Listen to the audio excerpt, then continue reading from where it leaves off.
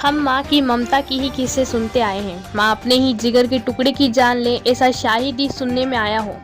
ये मामला ऐसा ही है। इसमें एक माँ ने अपनी ही बेटी की सुपारी देकर पेशेवर हत्यारों से हत्या करवा दी। बेटा शराब पीने के बाद उसे मारता था। सिर्फ इतना ही नहीं, बेटे की पत्नी यानी बहू का गर्भपात भी करवा दिया ताकि कोई बारिश ना हो। बेटी की मारपीट करने की आदत से माँ इतनी परेशान हो चुकी थी कि उसने अपने दामाद के साथ मिलकर बेटी की हत्या की साजिश रची। भरतपुर जिले के चिकित्साना थाना पुलिस ने 20 मार्च को गोली मारकर हुई फरार निवासी जितेंद्र उर्फ टल्लड़ की हत्या के मामले में चौंकाने वाला खुलासा किया है। जितेंद्र की मां गीता ने ही सुपारी किलर छबीराम ठाकुर गैंग को बेटी की हत्या करने के लिए 1 जनवरी को 3 लाख रुपए की सुपारी दी थी।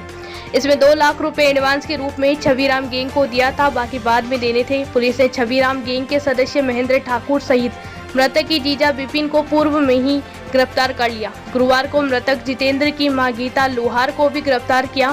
गीता को मजिस्ट्रेट के समक्ष पेश किया गया, जहां से उसे 2 दिन की पुलिस रिमांड पर लिया गया।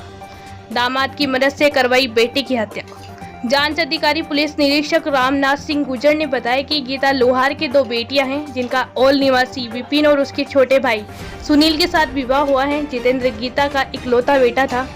वह शराब पीने का आदी था और आए दिन मां के साथ मारपीट करता था। गीता उससे बुरी तरह तंग आ चुकी थी। महिला के पास करीब 50 लाख रुपए की संपत्ति। गीता के पास करीब 50 लाख रुपए की संपत्ति है, जिसे वे अपनी दोनों बेटियों को ही देना चाहती थी। बेटा जितेंद्र उसकी बेटियों को नापसंद करता था और गीता द्वारा बेटियों को पैसा आदि की मदद करने पर क्लेश करता था। बस इतनी सी बात को लेकर उसने अपने दामाद विपिन के साथ षड्यंत्र रचकर सुपारी किलर छबीराम ठाकुर गैंग को बेटी की हत्या करवाने के लिए 3 लाख रुपए की सुपारी दे डाली और उसकी हत्या करवा दी। इतना ही नहीं, गीता के बैंक अकाउंट में 7 लाख रुपए थे। इस पर दामाद विपिन उसके खाते का नामिनी भी खुद ही बन गया। हत्या के बाद दिन जमकर रोना धोना किया ताकि किसी को शक ना हो। जितेंद्र की करीब 9 माह पूर्व ही शादी हुई थी। जितेंद्र की पत्नी ज्योति जब 2.5 माह से प्रेग्नेंट थी तो सास गीता ने उसका गर्भपात भी करवा दिया ताकि कोई नया बारिश ना बन जाए। गीता ने ये सब कुछ सोची समझी साजिश के तहत किया।